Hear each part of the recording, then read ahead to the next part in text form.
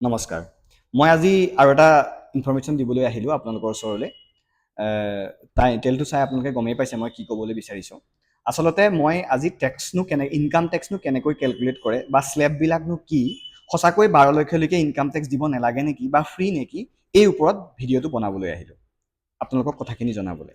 এতিয়া কথাটো হ'ল, বহুতে কয় যে যিহেতু আমাৰ ফাইনেন্স এক্ট 2025-26 ফাইনেন্সিয়েল ইয়েৰৰ কাৰণে যিখন 2025-ৰ ফাইনেন্স এক্ট আছিলে, তাতে ধুনীয়াকৈ নতুন স্লেবখিনি দিয়া আছিলে। আৰু তাৰ পিছৰে পৰা মানুহবিলাকে কয় যে এইবাৰতো 12 লাখলৈকে মই টেক্স দিব নালাগে, 12 লাখলৈকে টেক্স ফ্ৰী। এতিয়া কথাটো সঁচা নে মিছা সেইটো মই ইয়াতে ক'বলৈ আহিলোঁ। কথাটো সঁচাও হয় কিন্তু মিছাও হয়। কেনেকৈ মই এই ভিডিঅ'টোত কওঁ আহক। প্ৰথম কথা হ'ল, গভৰ্ণমেণ্টে এটা টেক্সৰ স্লেব নিৰ্ধাৰণ কৰে। স্লেব ছিষ্টেমত আপোনাৰ পৰা টেক্স লয়, না কি গোটেই পইচাৰ ওপৰত একেটা ৰেট লগাই দিয়ে। এতিয়া নতুন ফাইনেন্স এক্টৰ মতে আপোনাৰ 0ৰ পৰা 4 লাখলৈকে যদি আপোনাৰ বছৰত ইনকাম হয়, তাৰ ওপৰত কোনো ধৰণৰ টেক্স গভৰ্ণমেণ্টে নলয়, 0। 4 লাখৰ পৰা 8 লাখলৈকে যদি হয়, তাৰ ওপৰত গভৰ্ণমেণ্টে ধাৰ্য কৰিব 5%। যদি 8 লাখৰ পৰা 12 লাখলৈকে হয়, তেতিয়াহ'লে আপোনাক ধাৰ্য কৰিব 10%।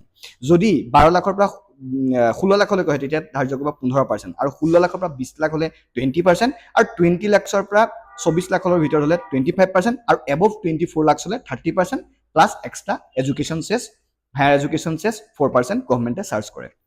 এতিয়া কথাটো হ'ল, যদি 12 লাখলৈকে ফ্ৰীয়ে হয়, তেতিয়াহ'লে 4 লাখৰ পৰানো কিয় স্লেববিলাক ৰাখিলে? ডাইৰেক্টটো 12 লাখৰ পৰাই ৰাখিব পাৰিলেহেঁতেন। এতিয়া কথাটো হ'ল, টেক্সটো লাগে 4 লাখলৈ, 4 লাখৰ পৰাই। কিন্তু যিসকলৰ ইনকাম 12 লাখ বা তাতোতকৈ কম হয়, তেওঁলোকক চৰকাৰে এটা সুবিধা দিছে। কি সুবিধা? প্ৰথমতে তেওঁলোকৰ টেক্সটো কেলকুলেট হ'ব। কেলকুলেট হোৱাৰ পিছত তেওঁলোকক ছেকশ্যন 87 ছাবছেকশ্যন এৰ জৰিয়তে তেওঁলোকক এটা ৰিবেট দিব। ৰিবেট সহজ অৰ্থত যদি আমি কওঁ, ৰেহাই দিয়ে। এতিয়া কথাটো হ'ল, বহুতে ক'ব পাৰে যে এইটো আকৌ এবাৰ কেলকুলেট কৰি ৰেহাই দিয়াতকৈ ডাইৰেক্ট দেখোন 12লৈকে ফ্ৰী দিব পাৰে।